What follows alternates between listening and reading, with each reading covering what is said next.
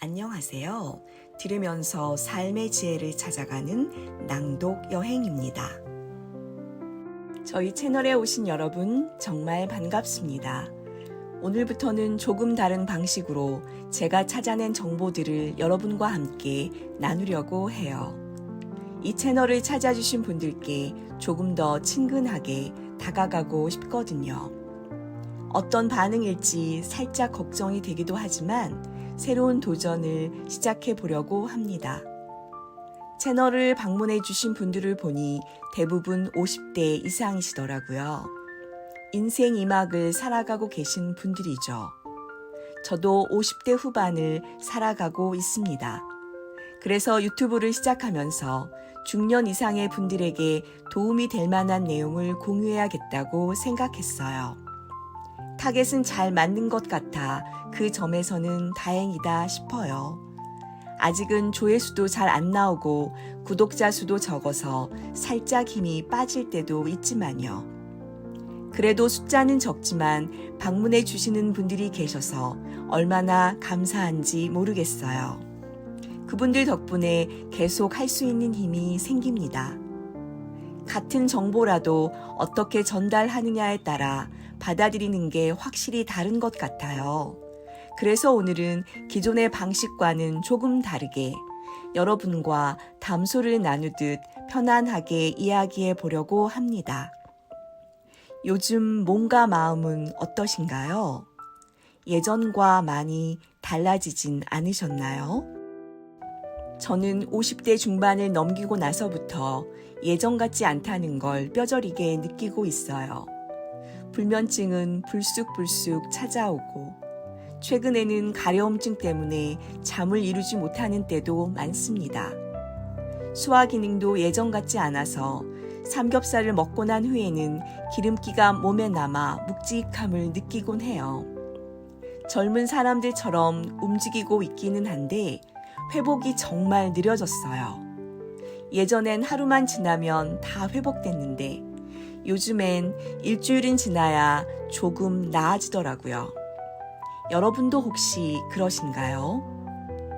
게다가 부모님의 건강이나 노후 준비 걱정도 머릿속에서 떠나질 않죠. 몸과 마음이 이렇게 변하다 보니 쉽게 지치기 쉽고요. 그래서 우리 같은 연령대에는 잘 쉬는 기술이 정말 필요하다고 합니다. 예전처럼 푹 자고 나면 완전히 회복되던 시절은 아쉽게도 지나갔죠. 슬프지만 인정해야 할 때가 온 것 같아요. 이제는 나에게 맞는 쉼의 방식을 찾아야 할 때입니다. 그렇다면 어떻게 해야 삶의 브레이크를 적당히 밟으면서도 내 길을 잘 갈 수 있을까요? 또 내 몸과 마음에 꼭 맞는 쉼의 속도를 찾으려면 뭘 해야 할까요? 지금부터 잘 쉬는 법에 대해 함께 알아보려고 합니다. 이 시간이 여러분께 잠시 숨 돌릴 수 있는 작은 힐링의 순간이 되었으면 해요. 자, 그럼 본격적으로 시작해 볼까요? 첫째, 쉼에도 계획이 필요하다고 합니다. 혹시 이런 경험 있으신가요? 오늘은 좀 쉬어야겠다 하고 소파에 누웠는데 스마트폰을 만지작거리다 보니 1시간이 순식간에 지나간 적.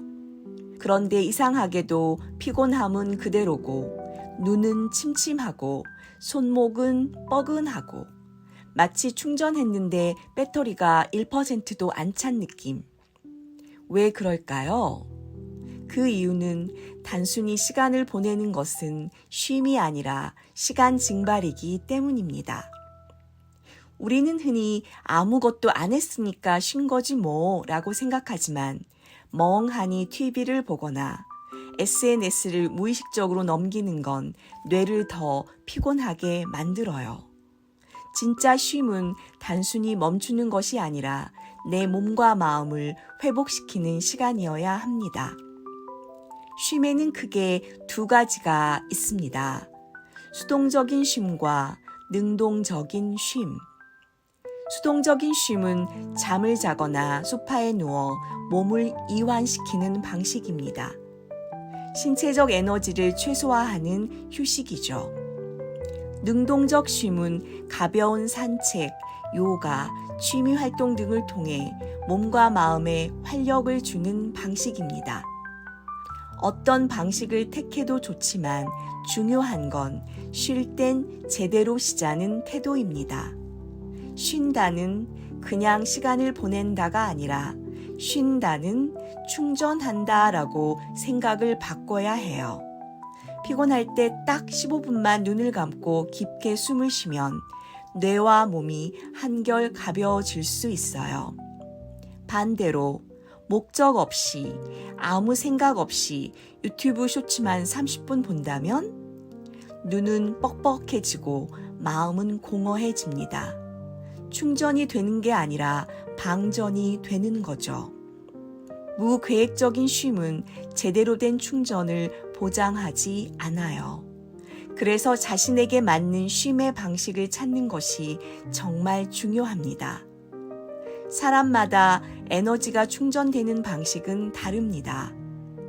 보통 외향적인 사람들은 다른 사람들과 어울리며 에너지를 얻는 경향이 있습니다.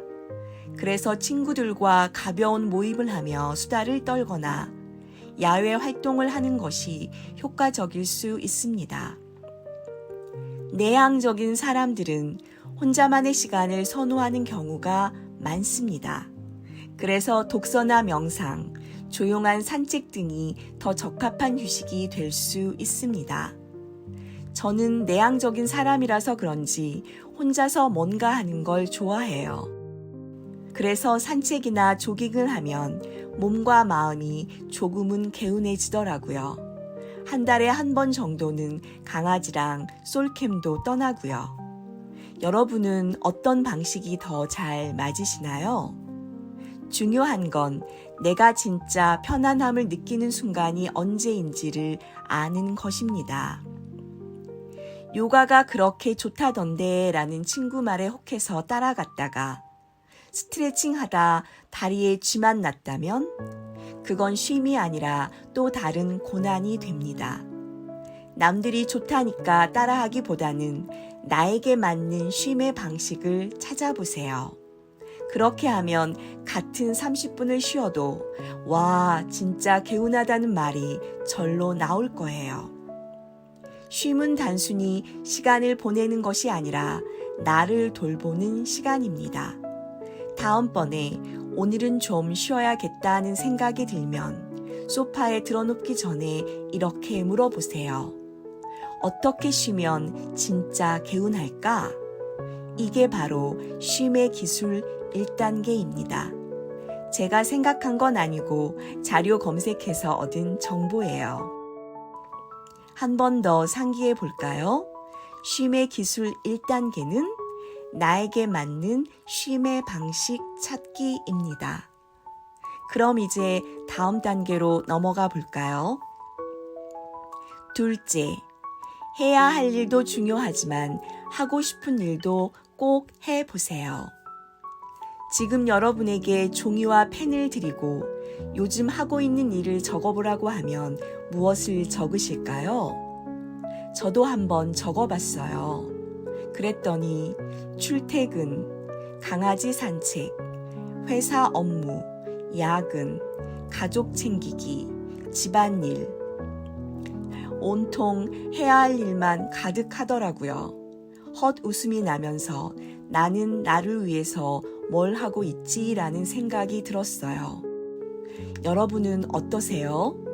저랑 비슷하지 않으세요? 이제는 나를 위한 시간도 조금은 써야 할 때입니다.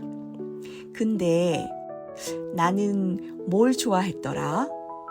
여기서 문제가 시작됩니다. 우리는 해야 할 일에만 집중하느라 하고 싶은 일을 잊어버리기 쉬워요. 일상은 바쁘게 흘러가고 마음속 에너지는 자꾸 방전되는 이유도 바로 이것 때문이에요. 마치 계속 충전기에 꽂아놨는데 배터리 부족 알림이 꺼지지 않는 스마트폰처럼요. 그렇다면 왜 하고 싶은 일이 필요할까요? 해야 할 일은 에너지를 소모시킵니다. 하고 싶은 일은 에너지를 충전시켜요. 아무리 쉬어도 개운하지 않은 이유는 그 쉼이 진짜 나를 위한 시간이 아니었기 때문입니다. 소파에 앉아 TV를 틀어놓는 건 대기 모드일 뿐 완전 충전이 되지 않아요. 그렇다면 하고 싶은 일을 어떻게 찾을 수 있을까요? 가장 먼저 과거를 떠올려 보기. 어릴 때 좋아했던 것들이나 바빠서 미뤄두었던 일들, 한 번쯤 해보고 싶었던 것들 말이에요. 학창 시절 좋아했던 음악, 지금도 듣고 계신가요? 한때 빠져들었었지만 바빠서 미뤄뒀던 것들, 예를 들면 낚시, 그림 그리기, 글쓰기 같은 것들이요. 바쁜 일상에 묻혔던 작은 관심사들을 하나씩 꺼내보세요. 두 번째는 버킷리스트 적어보기.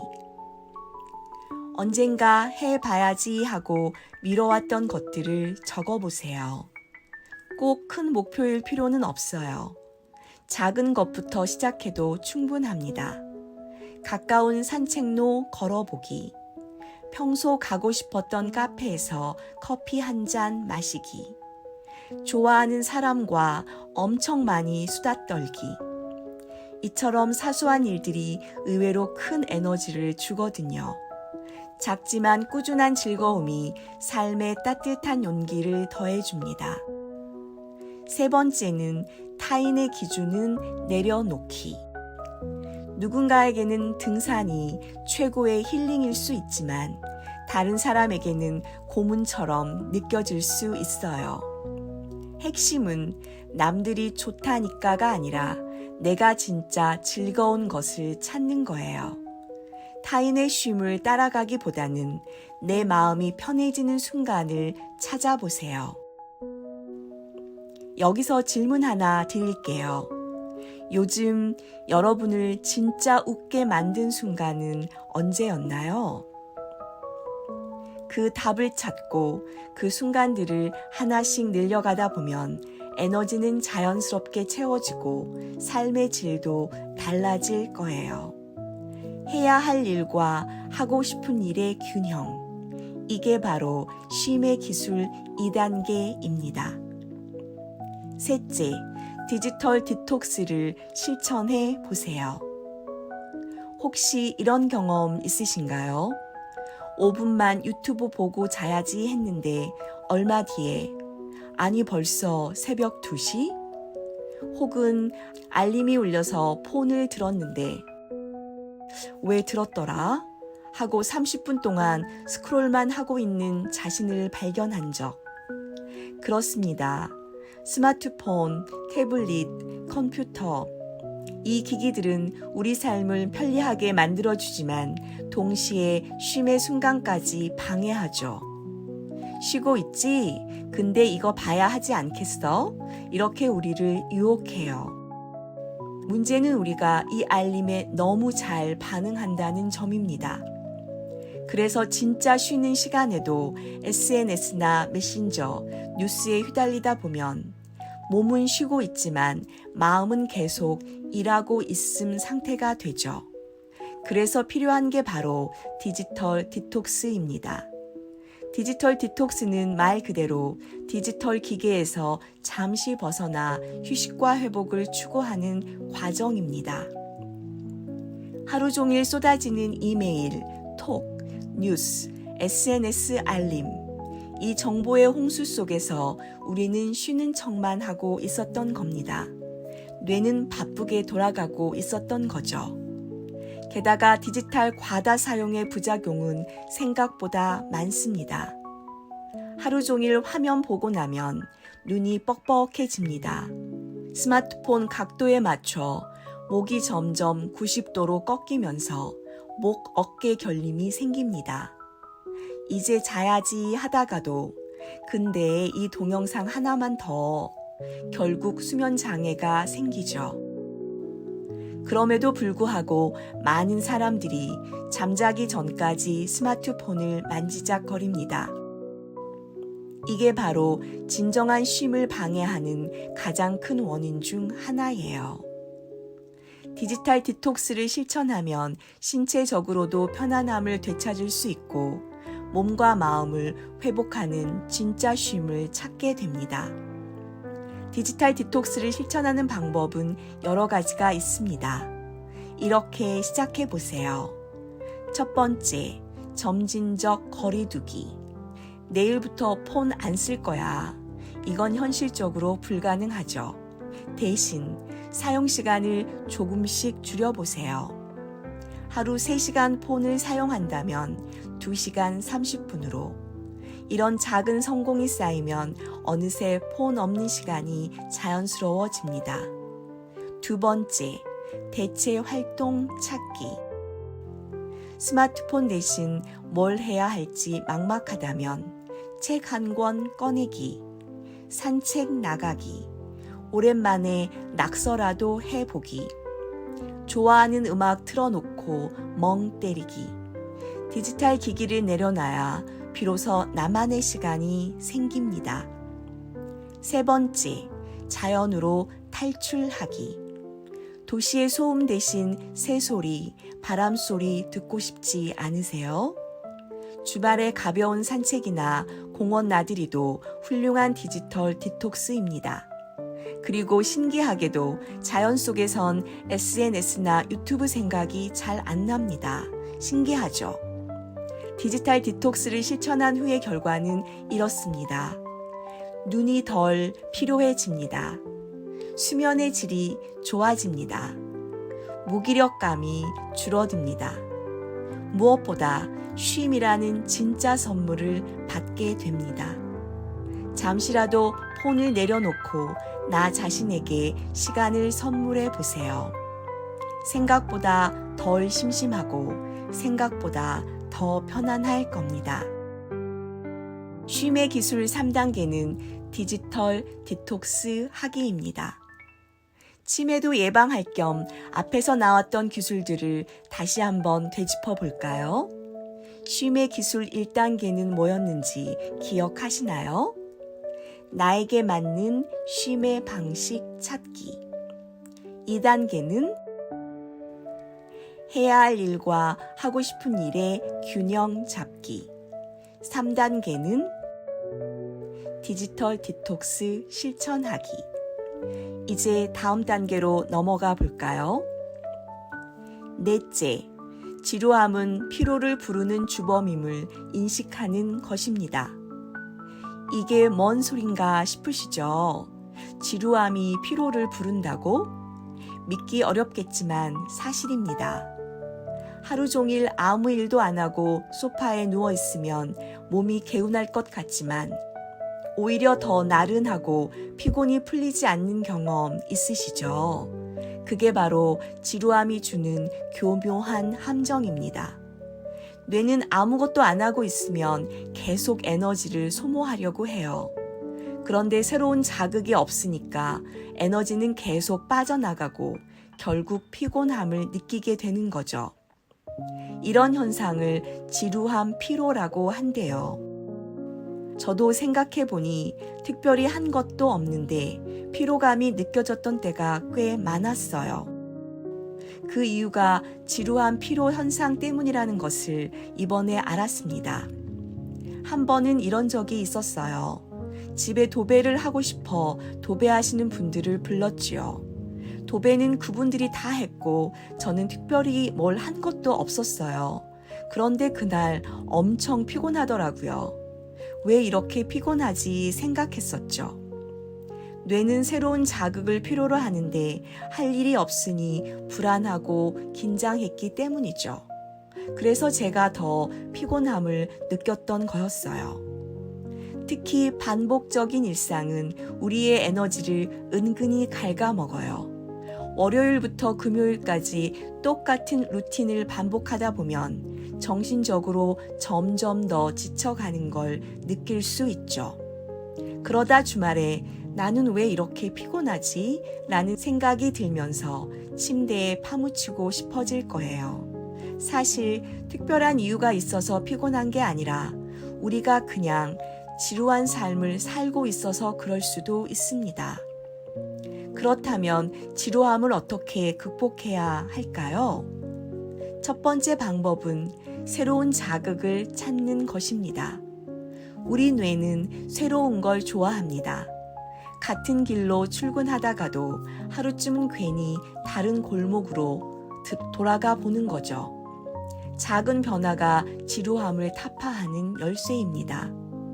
평소 안 가던 카페에 가보기, 안 읽던 장르의 책 한 번 도전해보기, 출근길에 이어폰 대신 주변 소리에 귀 기울여 보기.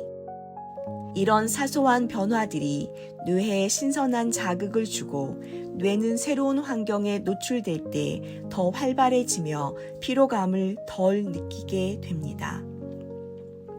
두 번째 방법은 억지로라도 움직이기입니다.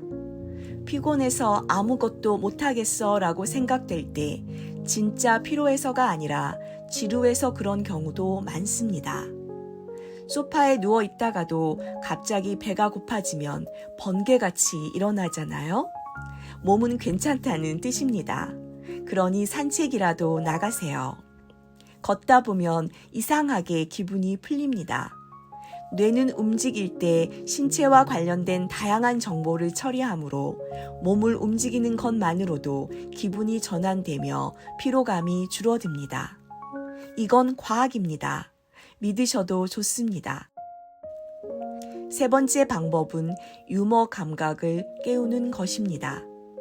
지루함에 빠지면 사소한 일에도 짜증이 폭발하죠. 이럴 땐 억지로라도 웃어야 합니다. 유머가 뇌의 스트레스 수준을 낮춰주거든요.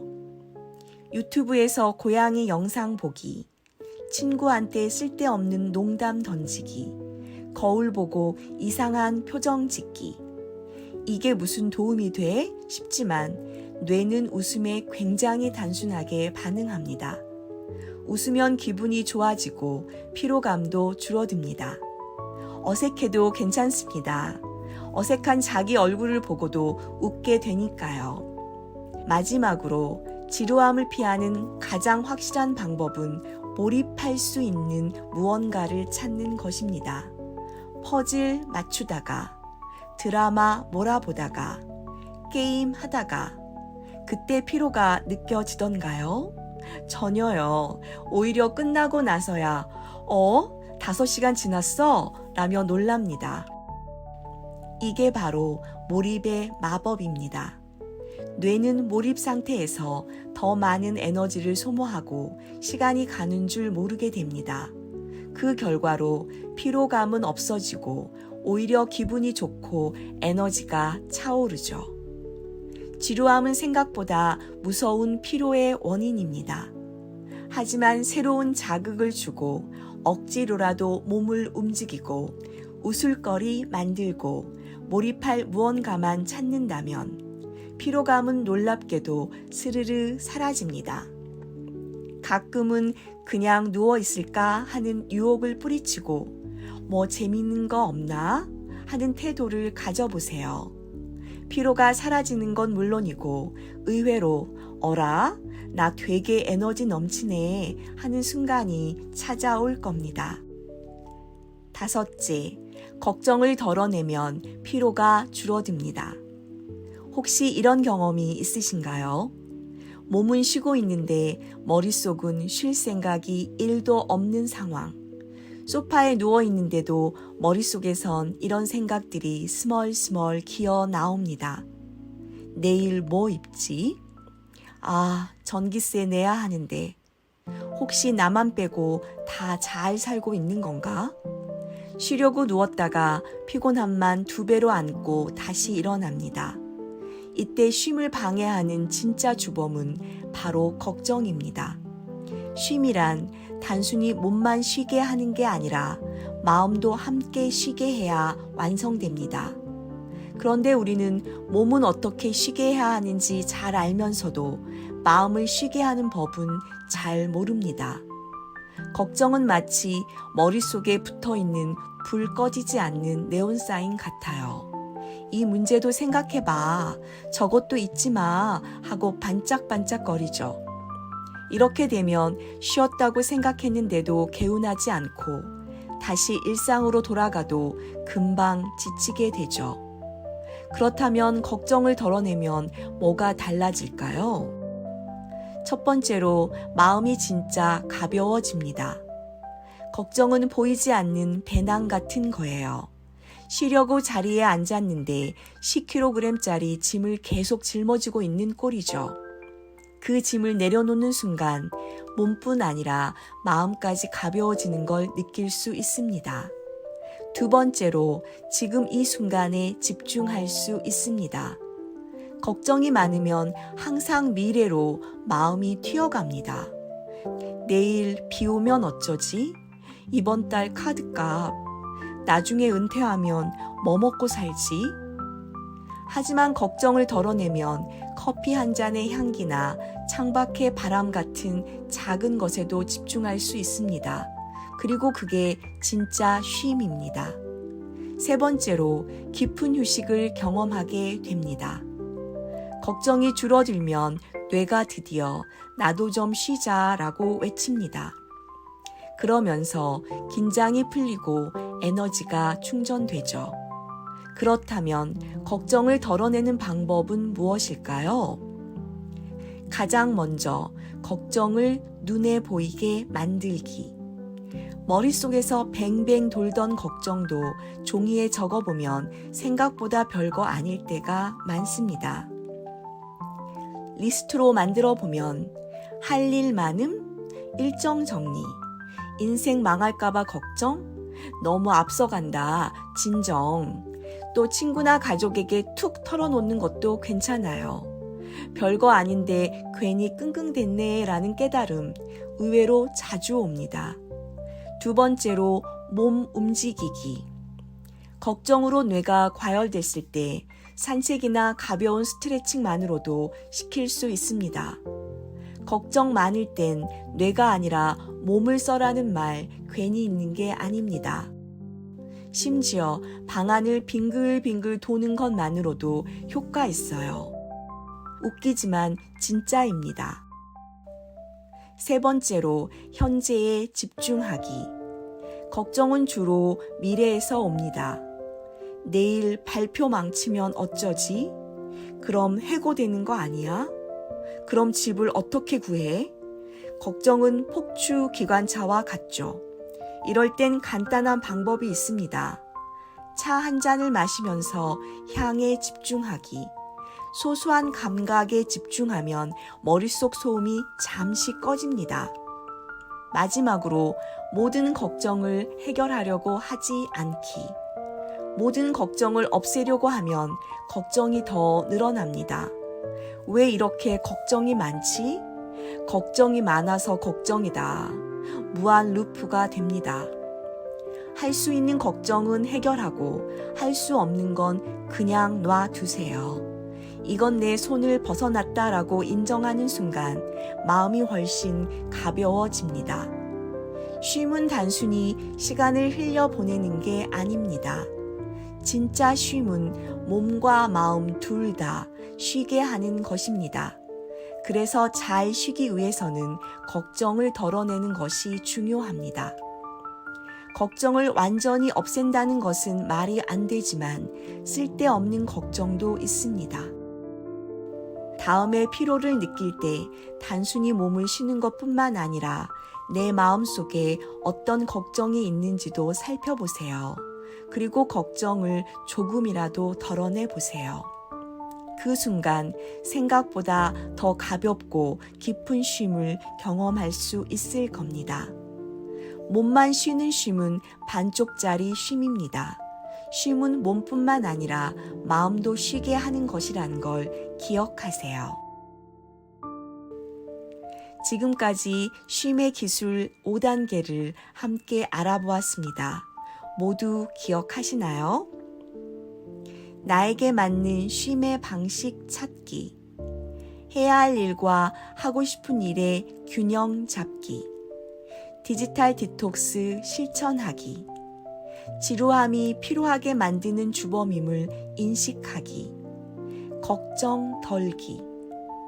삶의 속도를 잠시 멈추고 그동안 놓쳤던 중요한 것들을 다시 발견하는 과정이 바로 쉼입니다. 50대 이상이 되면 휴식은 단순한 피로 회복을 넘어 삶을 풍요롭고 의미 있게 만드는 중요한 순간이 됩니다. 쉼을 통해 우리는 더 깊이 있는 삶을 살아갈 수 있죠. 때로는 멈춰야 보이는 것들이 있습니다. 그 쉼 속에서 우리는 삶의 진짜 선물을 만날 수 있습니다.